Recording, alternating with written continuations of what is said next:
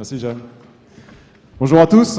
Alors, en préparant cette petite session de 20 minutes sur comment est-ce qu'on allait pouvoir essayer de représenter quelles étaient les évolutions des pratiques de connaissance client liées à l'évolution du digital dans les organisations dans le monde, on a choisi finalement de retenir quelques idées. Le champ est beaucoup plus vaste finalement que les simples 2 points que nous allons évoquer aujourd'hui. Alors, la première idée, évidemment, c'est une idée d'introduction qui motive cette session, qui est finalement le digital a modifié ou tend à modifier notre vie, notre façon de consommer, les organisations, même l'État. On l'a vu ce matin avec Henri Verdier. Et finalement, ça a une implication qui est parfois très visible, parfois un petit peu moins visible et un peu plus sous-jacente, sur les pratiques de connaissance client, notamment des directions marketing, dans évidemment les activités de retail, mais notamment dans les activités de banque, d'assurance, de télécom, etc., etc. Et finalement, le digital pèse aussi sur cette pratique-là et fait bouger des choses de manière assez profonde. Évidemment, sur les aspects juridiques, sur les aspects scientifiques, sur les aspects marketing, mais également sur les aspects de système d'information. Et je vous propose donc avec Stéphane d'aborder 2 de ces points qui nous semblent, en tout cas les mutations les plus profondes. La première sur finalement, dans les techniques de data mining et notamment de machine learning, qu'est-ce qui est en train d'évoluer et qu'est-ce qui fait que le digital modifie les pratiques de data mining au service de la connaissance client. Et puis le deuxième sujet sera un peu plus technologique, en tout cas sur les systèmes d'information, et comment est-ce que finalement on a des modifications assez structurelles et assez profondes des systèmes d'information décisionnels marketing à ce service-là. Je vais passer la parole et la zapette à Stéphane. Alors, quelles sont les évolutions du data mining dans le cadre de la connaissance client? Avant de commencer sur le data mining pur, on va parler un petit peu de la connaissance client et de comment elle a évolué depuis le milieu des années 90. Très longtemps, la connaissance client, c'était essentiellement comprendre les caractéristiques de nos individus, c'est ce qui est stocké dans les CRM, c'est ce qu'on appelle souvent les données froides.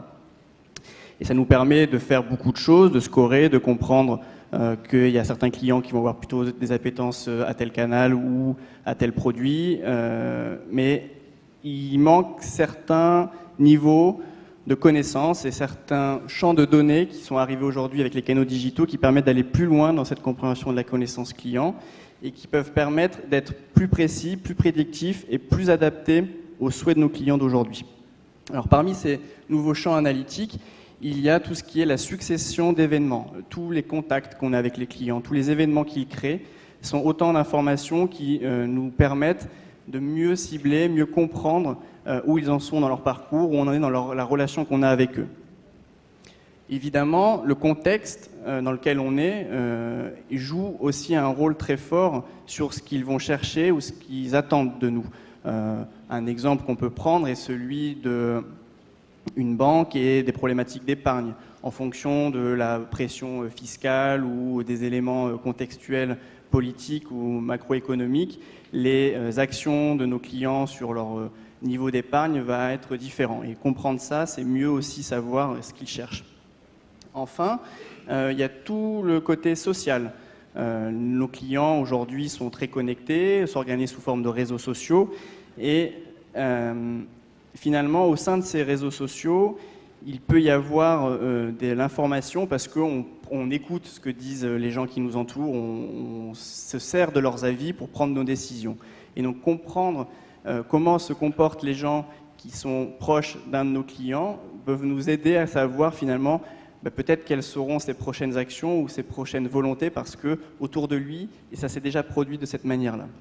Donc si maintenant je m'appuie sur un exemple un peu concret pour illustrer ces 4 champs analytiques qui définissent un petit peu la nouvelle relation client, on peut prendre le cas d'un opérateur télécom qui donc a un client qui a un forfait mobile. Les caractéristiques de ce client sont relativement simples, on va savoir son sexe, donc c'est un homme, son âge de 30 ans, qui vit à Paris, on sait quel est le téléphone qu'il utilise.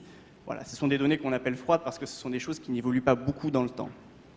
Enfin, on va connaître de lui tout ce qu'il fait, toutes ces interactions qu'il a avec son espace client, les appels téléphoniques qu'il fait, tous les événements qu'il crée, les appels au service client, les connexions sur Internet.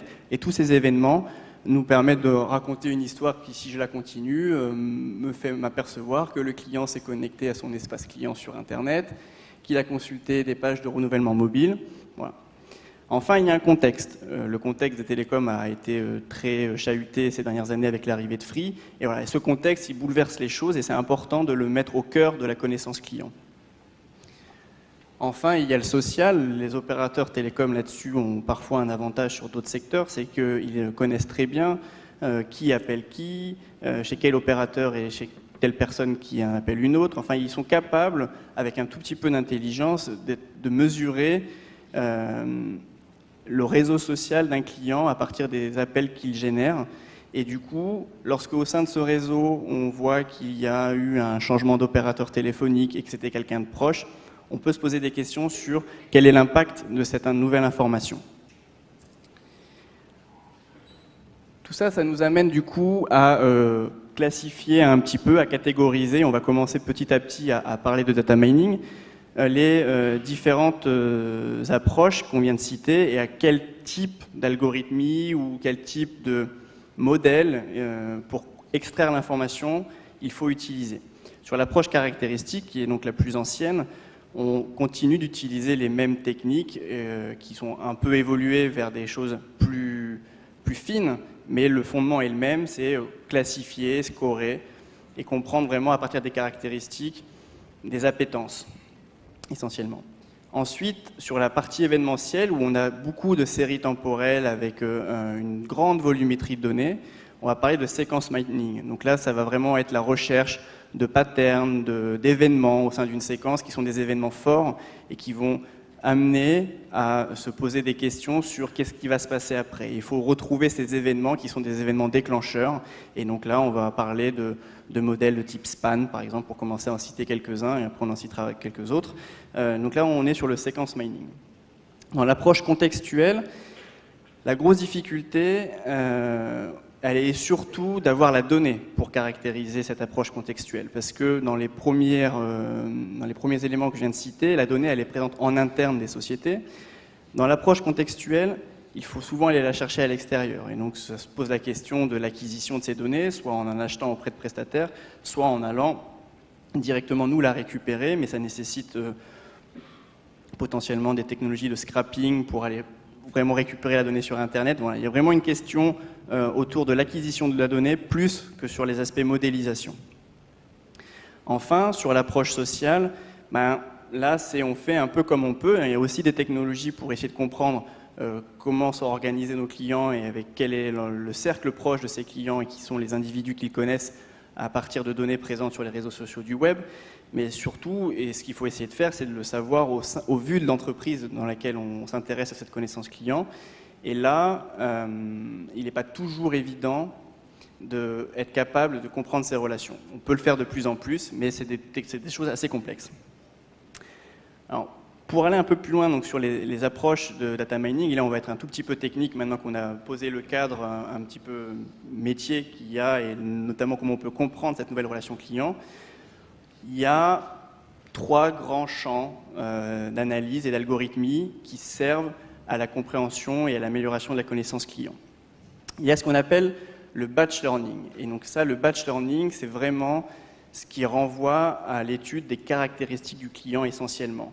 Ce sont des modèles qui ont une certaine ancienneté, si on prend la régression logistique, et d'autres qui sont plus récents et qui s'intéressent vraiment à commencer à combiner des signaux faibles, comme les random forests par exemple, en les ajoutant de façon horizontale, ou comme les gradients de boosting, en les ajoutant de façon séquentielle, en rajoutant à chaque fois un petit peu plus de pouvoir explicatif. Alors le batch learning, c'est quelque chose de très bien parce que ça a vraiment un pouvoir prédictif ou un pouvoir de modélisation qui est très fort, parce qu'il va apprendre, et c'est d'où le nom batch, en une fois sur l'ensemble des données. La contrepartie de ça, c'est que ce sont des algorithmes qui peuvent être gourmands en temps de calcul, gourmands en mémoire vive, et qui du coup ne sont pas très adaptés dès que la volumétrie des données est grande. Donc c'est pour ça que ça marche très bien pour les caractéristiques, parce que quand on va parler de caractéristiques, on va parler d'une base de clients, où finalement chaque ligne est un client avec un certain nombre de colonnes qui représentent les attributs qui caractérisent ce client. Et voilà, une entreprise en France aujourd'hui de grande taille, elle va avoir entre 1 million et 10 millions de clients. C'est un nombre de lignes qui est supportable aujourd'hui et qu'on peut manipuler en batch learning. Inspiré de ces approches de batch learning, notamment celle des random forest, on voit arriver une nouvelle façon de modéliser qu'on appelle, nous on appelle en tout cas, weak models. Alors qu'est-ce que c'est l'idée du weak model? C'est de dire, quand j'ai beaucoup de données ou quand j'ai différentes approches avec différents niveaux de modélisation et que je dois combiner tout ça pour avoir un score enrichi, je vais prendre plusieurs modèles potentiellement assez simples, de nature différente ou d'une même nature mais sur des extraits de mes données, et je vais les combiner, je vais les faire et s'exprimer chacun individuellement pour avoir à la fin un score enrichi. Alors, quels sont les avantages de cette technique et quels en sont les inconvénients? Cette technique, elle a l'avantage d'être aujourd'hui probablement la plus performante sur le pouvoir prédictif, parce qu'on va utiliser différentes approches qui chacune vont capter des signaux faibles un peu différents, des signaux forts aussi évidemment, et qui combinés nous amènent la plus grande capacité prédictive. L'autre avantage, c'est que tout en utilisant ce pouvoir prédictif, on est capable aussi de manipuler des grands jeux de données en fractionnant sous forme d'extraits et en faisant voter nos différents modèles.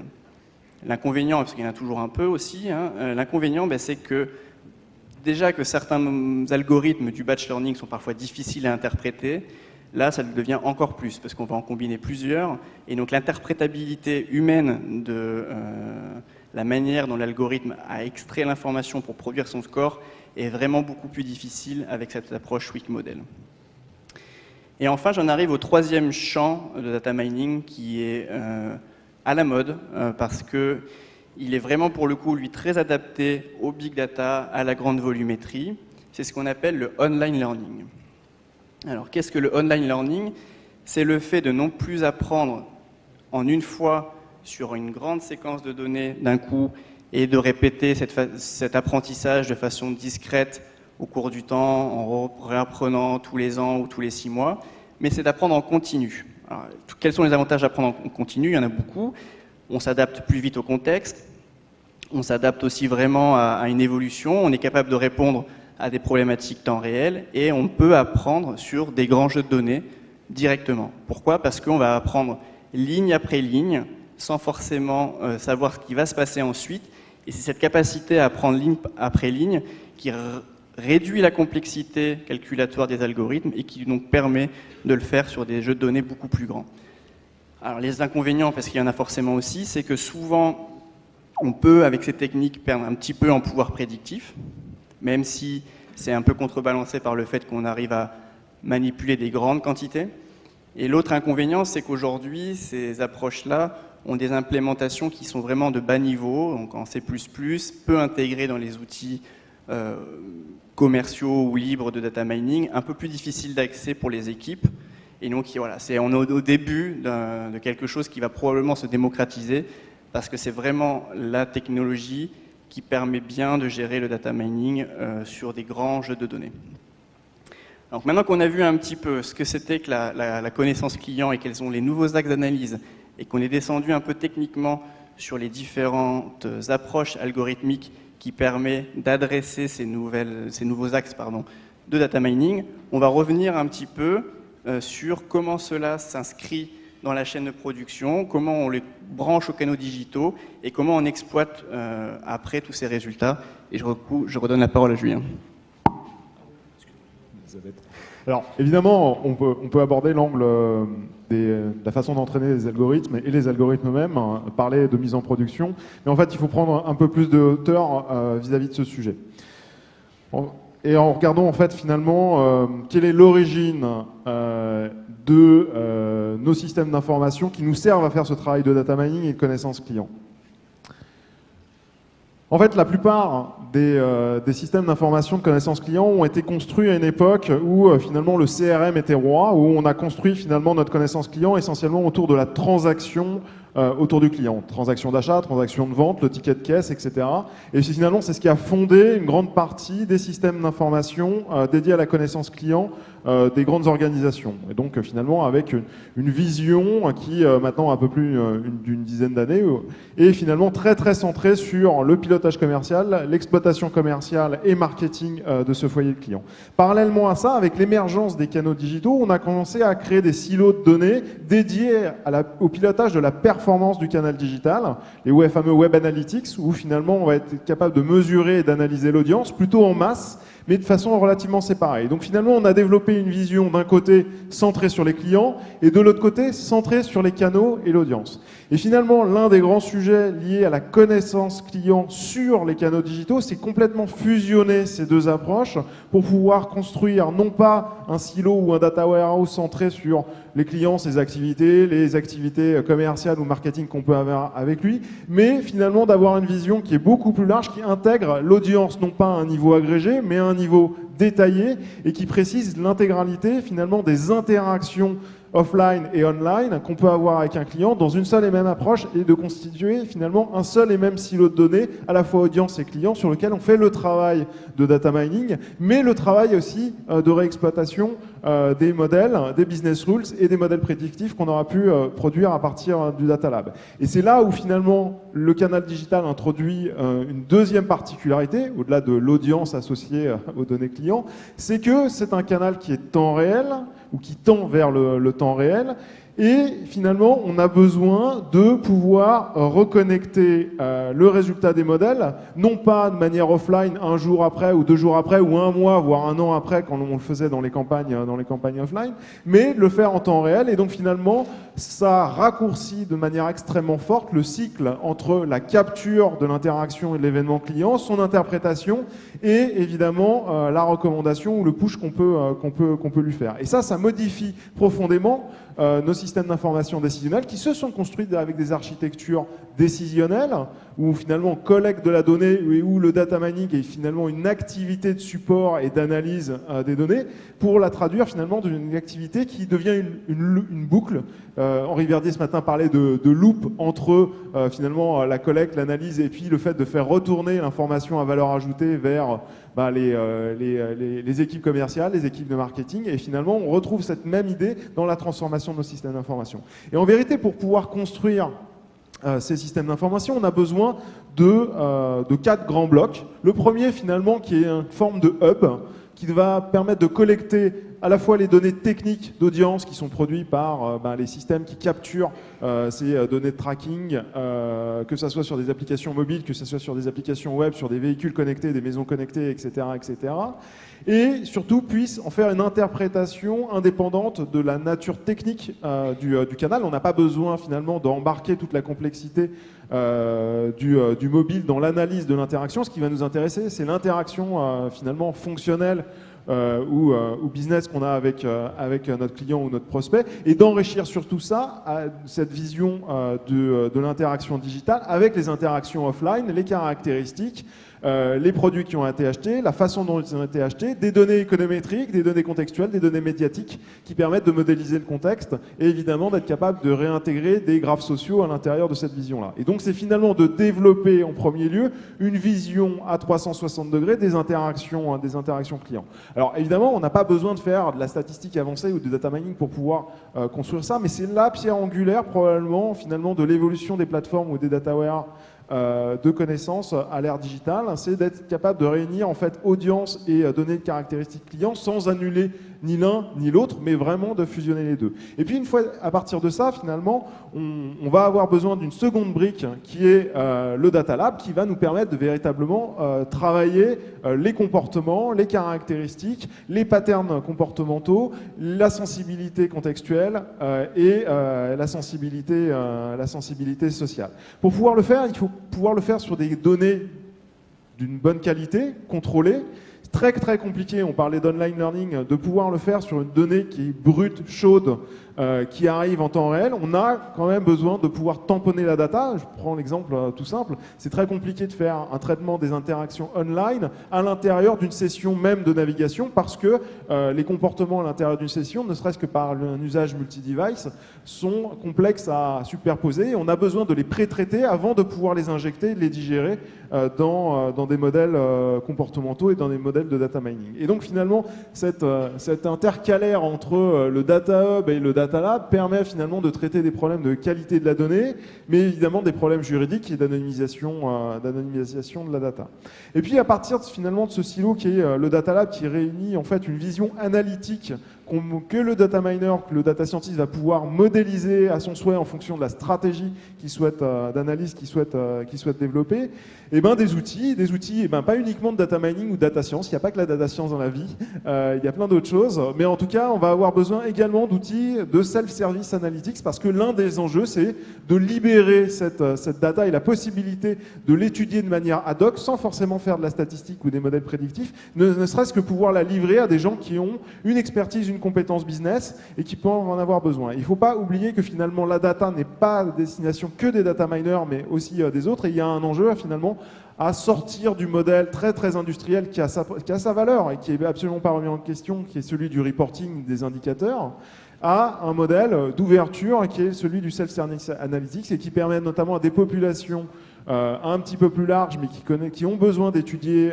finalement les comportements et la data, de pouvoir l'exploiter avec des outils souvent visuels. C'est là où finalement les briques de self-service analytics prennent toute leur place. Et puis la quatrième brique, finalement, si on avait fait que ces 3 briques, on aurait fabriqué un système un peu décisionnel avec un collecteur de données qui match les données. Non, la vraie particularité, elle est dans cette 4e brique, qui est finalement la capacité à produire des services intelligents basés sur les moteurs. Alors l'idée n'est pas nouvelle.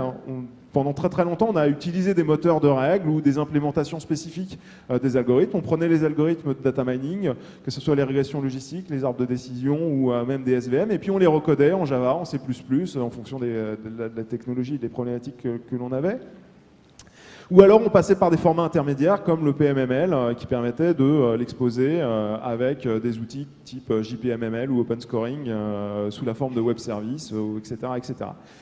La particularité, c'est ce qu'essayait de montrer finalement Stéphane, c'est qu'on est en train de sortir de l'approche monomodèle pour aller vers une approche multimodèle, où finalement on va commencer à assembler des modèles les uns avec les autres, de manière parallèle, c'est finalement un peu ce que nous décrit l'histoire du Random Forest, ou de manière séquentielle avec les modèles type GBM, mais de plus en plus avec finalement des modèles composites qui peuvent plus se réexprimer de manière simple, mais finalement qui apporte une performance, mais une capacité d'interprétation ou de lisibilité qui est beaucoup plus complexe. Et l'une des grandes idées qui tend à se développer, c'est finalement d'utiliser le modèle comme le code binaire, lui, directement exposable au reste finalement des canaux pour pouvoir consommer le modèle, évidemment dans des scorings de masse comme on a l'habitude de le faire, mais surtout de pouvoir l'exposer à la demande pour pouvoir construire des modèles de recommandation temps réel et du push personnalisé, donc pousser les messages au travers soit des canaux directement, soit des DSP, donc ceux qui font les brokers de publicité sur les espaces publicitaires, directement à partir d'algorithmes. Et finalement, la vraie rupture, c'est de casser le cycle traditionnel qui consistait à prendre le modèle statistique et puis ensuite à le mettre en production soit par un projet informatique lorsqu'on avait un recodage, soit par un reparamétrage du moteur de règles, mais de confier cette responsabilité, cette tâche opérationnelle, et non plus de pilotage ou d'analyse, aux équipes de data mining pour pouvoir devenir maître de la recommandation qu'elles proposent sur les canaux digitaux, et donc d'avoir un vrai marketing online temps réel, basé sur les algos et sur l'exploitation. Et donc finalement, cette activité de data mining qui était plutôt rattachée à une exploitation de type support de la donnée, donc un peu en bout de chaîne, devient un acteur finalement de la boucle opérationnelle, qui est cette fameuse boucle entre les données des canaux, leur interprétation et la recommandation qui est poussée à partir de ça. Et ce qui permet finalement d'ouvrir aussi la porte au modèle auto-adaptatif et à la maintenance finalement continue des modèles et de casser pas l'un des paradoxes, mais l'une des habitudes qui pose souvent problème, qui est que voilà, on va rénover le modèle de data mining 3-4 fois dans l'année parce que on ne peut pas y consacrer plus de temps et que finalement c'est vu comme un projet à chaque fois, alors que là ça devient une activité opérationnelle continue. Et donc finalement, en guise de conclusion à ces deux éléments clés, le digital, c'est pas simplement une transformation des organisations ou l'émergence d'un nouveau canal ou un buzzword qui mobilise les organisations aujourd'hui. Ça a aussi des implications assez fortes et assez structurantes dans la pratique de la connaissance client, y compris sur le data mining, sur les systèmes d'information, mais également dans d'autres champs, hein, évidemment, dans le juridique, dans les aspects marché, dans les aspects de commercialisation. Mais ce qu'il ne faut pas perdre de vue, c'est que ce bouleversement s'associe en fait à des phénomènes qui sont connexes, qui sont évidemment l'évolution du data mining en tant que pratique qui continue. Hein. On a toujours énormément de papiers de recherche qui sont produits sur le data mining et machine learning, même si on utilise des termes un petit peu plus à la mode pour essayer de valoriser des comportements ou des travaux de manière différente, mais finalement ça s'inscrit dans la même lignée, et que finalement le statu quo autour du scoring à partir de la base de régression logistique, qui est un excellent compromis entre lisibilité, performance, exploitabilité et la compétence actuelle des équipes de data mining. En fait, ce statu quo est en train de bouger également aussi, et ça fait partie du travail des équipes de data mining d'être capable finalement d'absorber une évolution des pratiques en matière de modélisation et data mining, et de trouver le nouveau statu quo à l'ère du digital. Le troisième point, c'est évidemment que là où on avait l'habitude de concevoir des data labs qui étaient finalement en bout de chaîne, conçus véritablement comme des data warehouse de pilotage, deviennent finalement progressivement non plus simplement des data warehouse ou des systèmes bout de chaîne, mais des systèmes opérationnels, en tout cas qui créent une boucle avec les canaux de plus en plus forte, évidemment en termes de collecte de données, mais évidemment en termes d'interfaçage des modèles de recommandation et des modèles de push, et de plus en plus liés finalement aux outils de data mining et aux technologies de data mining sous-jacentes. Et le dernier point, c'est que finalement, ça tend à modifier l'organisation, les compétences, la façon de piloter les projets des équipes de connaissances clients et de data mining pour aller vers quelque chose de beaucoup plus opérationnel, de beaucoup plus connecté au business et au cycle de vente, notamment sur les canaux digitaux, même si toute la partie offline continue à exister et elle va continuer à vivre son rythme. L'introduction finalement de la connaissance client online à temps réel modifie la façon dont on perçoit l'activité même de connaissance client et de data mining au service de la connaissance client. Voilà, je vous remercie. C'était une présentation relativement courte. Merci.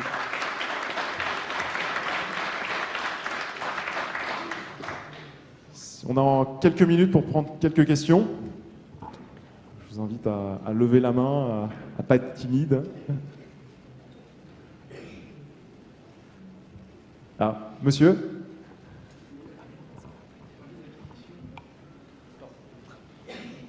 À un moment, vous avez évoqué le principe d'acquisition des données sur le réseau. Donc, par exemple, je crois que c'était vous, Stéphane, qui en avait parlé, sur les appels. Je voulais savoir où était la limite de cette collecte d'informations en termes juridiques. Le sujet juridique. Alors, oui.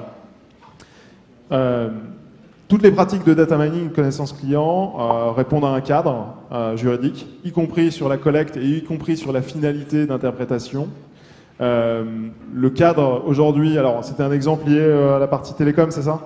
Le cadre juridique est très clair en France. Le contenu des appels et de tout ce qui est à l'intérieur des conversations traitées par les opérateurs télécoms relève du secret tel qu'il est écrit dans le code des postes, qui est aujourd'hui le code qui fait foi en télécom. Donc le contenu est complètement inexploitable. On n'a pas le droit de l'exploiter, et tous les opérateurs sur la place se plient à cette démarche-là. Ce qui va être important. Enfin, après, il y a d'énormes champs de recherche en matière de connaissance client, et ce qui fait, finalement, c'est l'une des grandes contraintes, mais c'est ce qui crée le talent dans les équipes de data mining, notamment chez les opérateurs télécoms, c'est d'être capable finalement de capturer des signaux dans un cadre juridique et réglementaire qui est contraint aujourd'hui, qui sera peut-être amené à évoluer dans le futur, mais le contenu des communications, des messages relève du code des postes et est absolument inexploitable pour des études de comportement. Ce qu'on peut étudier, c'est le comportement des infrastructures, des enveloppes, mais pas du contenu. Il y avait une autre question, madame? Oui.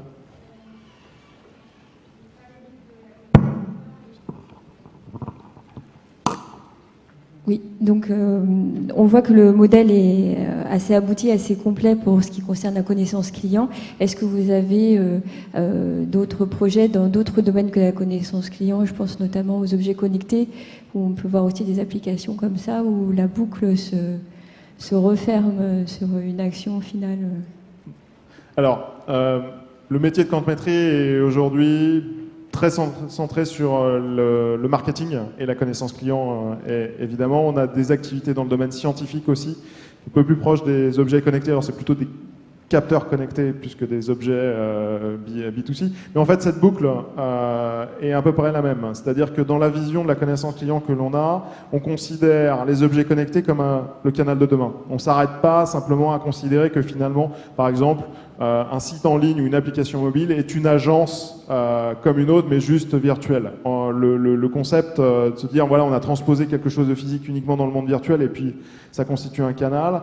Notre approche est plutôt de considérer le canal comme étant quelque chose de segmentant, et on pense que les canaux de demain seront un petit peu par ordre d'arrivée et de maturité technologique, et très probablement la voiture connectée, la télé connectée très très rapidement, là on parle de moins finalement de 12 mois, la maison connectée probablement au travers des box et des évolutions on va dire du cadre lié à l'assurance habitation et à toute l'évolution qu'on peut avoir autour de l'assurance habitation. Les objets connectés, soit à titre de sportif, parce que ça marche effectivement assez bien, s'il y a des gens qui par exemple jouent au golf, on est inondé par ces sujets-là, mais ça existe dans le foot aussi, dans plein de sports. Et puis très probablement on va dire, alors pas le luxe, mais on va dire le prêt-à-porter, un peu design, un peu geek, qui fonctionne assez bien. Et donc parler de bijoux connectés ou de vêtements connectés à usage loisir. Mais en fait, on considère comme étant un canal d'interaction qui, alors ça va être compliqué de faire une vente, je sais pas, d'un crédit immobilier par des boucles d'oreilles connectées. Mais c'est un canal d'interaction, et finalement, tout ça participe à la relation entre les entreprises, qu'ils soient annonceurs ou qu'elles soient entreprises commerciales, et puis les individus. Et finalement, l'une des grosses évolutions du digital, c'est de plus focaliser l'intégralité de la relation que l'on peut avoir au travers d'une agence ou d'un canal téléphonique, mais de l'éparpiller, d'exploiter et de la mettre à l'endroit où finalement elle nous est la plus utile pour nous en tant qu'individus. Et l'un des grands enjeux des équipes de connaissance client, c'est d'essayer de comprendre dans toute la subtilité des comportements individuels qui préfère être contacté ou interagir au travers de ses boucles d'oreilles connectées plutôt que sa voiture connectée, etc., etc. Et donc l'un des grands enjeux des équipes de connaissance client, c'est pas simplement de cibler et de targeter systématiquement tout le monde à tout va dès la moindre trace, mais c'est surtout de comprendre comment les gens sont amenés à utiliser les canaux digitaux et notamment les nouveaux canaux, les canaux digitaux. Sur ce point, je rajouterai juste un élément qui va être rapide. C'est pour moi, c'est ce qui définit qu'on puisse utiliser un nouveau terme pour parler de data mining. Derrière la notion de data science, qu'elle soit pour la connaissance client dans les objets connectés ou quel que soit l'endroit où on va exploiter la data, il y a cette notion dans la data science d'embarquer cette exploitation de la data intelligente, quel que soit l'endroit où on la situe. Et c'est ça qui, selon moi, peut justifier qu'on utilise un nouveau terme aujourd'hui pour parler de data mining. C'est parce que, à l'inverse, enfin, ce qui différencie les deux, c'est vraiment que avec la data science, on va au bout du processus et on va jusqu'au point de contact, là où avant on s'arrêtait, comme le disait Julien souvent, au data lab, et qu'après il y avait une réinterprétation métier des résultats data mining et quelque chose d'opérationnel différent. Là, il y a vraiment une continuité dans la chaîne Et c'est pour moi ça qu'on appelle la data science aujourd'hui.